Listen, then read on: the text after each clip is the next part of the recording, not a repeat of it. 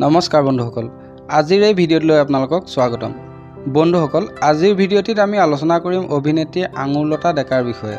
বলকচোন তেনেহ'লে বেছি দেৰি নকৰি আমি ভিডিঅ'টি আৰম্ভ কৰোঁ।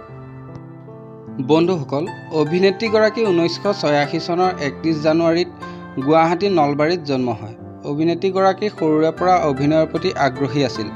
তেওঁৰ দেউতাকৰ নাম আছিল অতুল ডেকা আৰু মাকৰ নাম আছিল অনু ডেকা। বন্ধুসকল, অভিনেত্ৰীগৰাকীয়ে স্কুলীয়া শিক্ষা নলবাৰীৰ পৰা আৰু গুৱাহাটী ইউনিভাৰ্চিটিৰ পৰা এডুকেশ্যন কমপ্লিট কৰে। অভিনেত্ৰীগৰাকীয়ে অভিনয় জগতলৈ আহে 2006 চনত ৰাজীৱ ভট্টাচাৰ্যৰ পৰিচালনা আমি অসমীয়া ছবিখনৰ যোগেদি। ইয়াৰ পিছত 2007 চনত জোনদা ইমান গুণ্ডা, 2012 চনত বাকৰ পুতেক, 2013 চনত সূৰ্যাস্ত, 2014 চনত হিয়া দিবা কাক আৰু জীয়াজুৰিৰ সুবাস আদি ছবিসমূহত অভিনয় কৰে। বন্ধুসকল, অভিনেত্ৰীগৰাকীয়ে 2015 চনত অসমৰ জনপ্ৰিয় অভিনেতা আকাশদ্বীপ ডেকাৰ লগত বিবাহপাশত আবদ্ধ হয়। অভিনেত্ৰীগৰাকীৰ এক কন্যা সন্তানো আছে। কন্যা সন্তানটিৰ নাম হৈছে নামামি।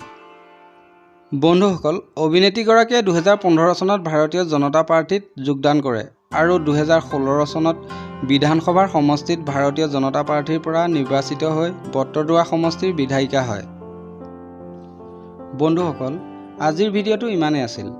ভৱিষ্যতে অভিনেত্ৰীগৰাকীয়ে কি কৰিব, যদি তাৰ ওপৰত আপোনালোকৰ জানিবলৈ ইচ্ছা আছে তেনেহ'লে ভিডিঅ'টো লাইক কৰিব আৰু অভিনেত্ৰীগৰাকীৰ বিষয়ে জানি কেনে লাগিল আৰু তেওঁৰ বিষয়ে নতুন কিবা জানিব বিচাৰেনে নাই এটা কমেণ্ট কৰিব।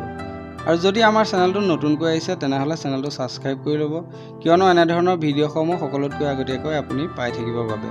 তেনেহ'লে নতুন এটা ভিডিঅ'ৰ সৈতে লগ পাম। আজিলৈ বাই।